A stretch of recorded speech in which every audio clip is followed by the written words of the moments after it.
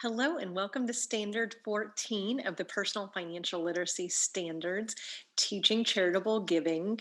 And I am excited to visit with you about this one. This is one of my favorite standards. I think it's so relevant to our students, and they're so interested in being a part of their community and making charitable donations. So we know that making donations to charity is a good thing. And not only does it make us feel good, it helps us do good in our communities, in our country, and around the world. But that can be confusing though. If it's good and helpful, isn't it always okay to give? That puppy needs vet care. The family needs food. Help is needed everywhere you look. But if it isn't in your budget, you can't pay, and you can't pay your bills on time, that isn't good. And that's what we want to teach our students. There's so many studies and research. I'm seeing new articles posted frequently that our young people are more philanthropic than past generations. This likely has to do with a number of factors: the escalation of mobile devices and online banking, and the ease of which individuals can learn about and share issues with each other makes a big difference. Social media, coupled with the quick access to information, young people are finding community through causes and activating each other as they do. So, and as educators, you're probably seeing this a lot more in your schools. I know I'm hearing about it a lot more and see it on social media. And more of our schools are launching major campaigns to raise money for causes that students are passionate about. Students want to give, but it needs to be in their budget. That's an easy way to create financial distress. This standard and the resources that accompany it address this, as well as ways to support if you're not financially able, and looking at that. So let's take a gander at the State Department materials and teaching charitable giving. I'm going to hop over here and share my screen. So this is the first student lesson and what students would get in charitable giving. And these are, I have this on my Google Drive, but obviously the place to go is at the State Department of Education website, where all the student lessons, the teacher guides, and then also the presentations that teachers can use in their classroom are located there. So this is the student lesson 14.1, where we're focusing on what charitable giving is, what in-kind donations are, and how that works into your budget, looking at tax deductions, things like that. So it goes through there. It gives a kind of a scenario of two students that are in school and are excited to go on a trip to New York for the Macy's Thanksgiving Day Parade, and kind of looking at that and how charitable contributions are a big part of our society and come from a variety of sources, and looking at how many are out there, and how charitable giving got started, and looking at the history of that as well and how it's been around for a long time. What it also talks about is different ways of contributing. So, yes, the first thing that we often think about is monetary gifts, but you can also donate time, and that makes a big difference for a charity. And so, if that's something that you can't put into your budget, or maybe you want to give more than what is in your budget, you can also donate time. And then another way to contribute is also in kind donations. So helping out with actual you cleaning out your closet and finding items you can donate, or other things like that that go along with in-kind contributions that can benefit a charity. So again, it feels good to give. People like to give, but it's really important that it goes into the budget, and that is a part of a student's budget. We also look at ways to research a charitable organization and how you should look at that.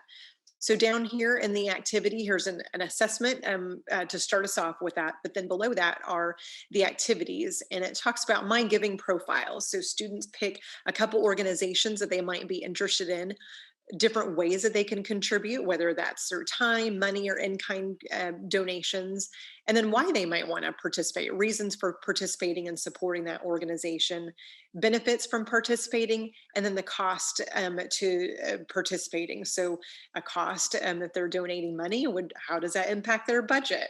Or a cost to donating their time, how does it impact their life? Maybe sometimes you don't always have the time to give, and so that's an important thing to consider as well. So that is part of the first lesson in charitable giving. So I'm going to pop back over here to um, the next lesson, which is 14.2, checking out. And that's where we really get into analyzing and researching charitable organizations. So we look at that and go through the lesson and looking at different charities, evaluating them. Is it a good charity? How to assess if it's a good charity, and also looking at there's lots of fraud in charitable giving. So making sure that you do that research and that money is going to the place that you are being told that it's going to. So it looks into that sound alike names. You might think that one is similar to another, and kind of how are they different? One example in there is the difference between the Cancer Society of America and American Cancer Society. So looking at that, maybe you think one is the other, but looking at what the difference in each of those are, and why you might want to give to one or the other or both. It gives different resources to go and look to check those out. GuideStar, American Institute of Philanthropy, and Charity Navigator are a few ways that students can research their organizations that they are interested in supporting. So it goes through that, and then it gives the assessment for that, just a general assessment. Obviously, there's all sorts of different ways you can assess students. This is just a really standard way of assessing students. Then going into the activity, and it gives kind of a worksheet for reviewing a charitable organization. So doing the research on that, looking name of organization, does the mission support your own goals, and does it make sense to you? Does it seem evident that it's meeting the goals? Does it seem to make sense? Are they doing things that maybe not fall in line with their actual mission? Are the donations tax deductible? Do they have a 501c3? Looking at those different areas. And then at the end, where students rate their organization. How do they feel about the organization after they've done their research? So then in the next activity is making an informed choice about charitable organizations. And so this goes through the PACE decision-making model. And this is something that we reviewed in the economic reasoning lesson, where we're looking at making informed decisions, which is a really important part of financial literacy and having sound financial decisions. So going through the PACE decision-making model when choosing to make a donation.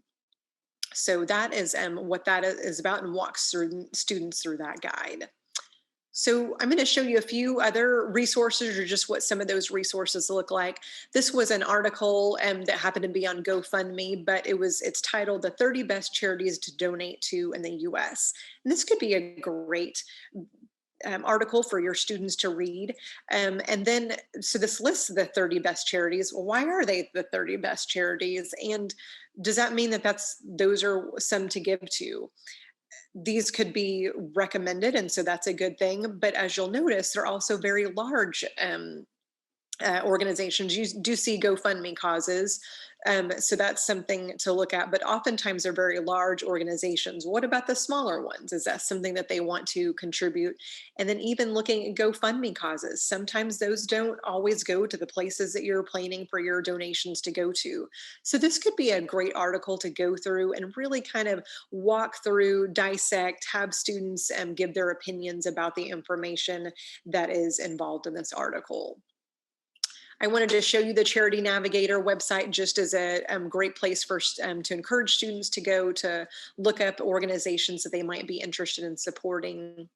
And then this is a great article, I think, for educators. You could certainly have students review this, it was an article. Forbes, I kind of alluded to this in the beginning of my talk here, but how millennials are changing philanthropy. And it really about how just the changes and ways of giving, and just in general, that our young people are giving more um, than than generations before. Obviously, our older generations are, or not necessarily obviously, but our older generations right now have more money to give, so they may be giving more money total. But our younger generations are giving more than generations before them. So it's a really interesting thing to think about, especially as an educator, and while we are working to teach our students about sound giving and philanthropy. So I hope you this was helpful and had good information. If there's anything that we can do to help you in teaching personal finance and charitable giving, please let us know at the Council on Economic Education or the State Department of Education. We're here to help and to serve you. All right. Have a very good day and look forward to hearing from you. Bye bye.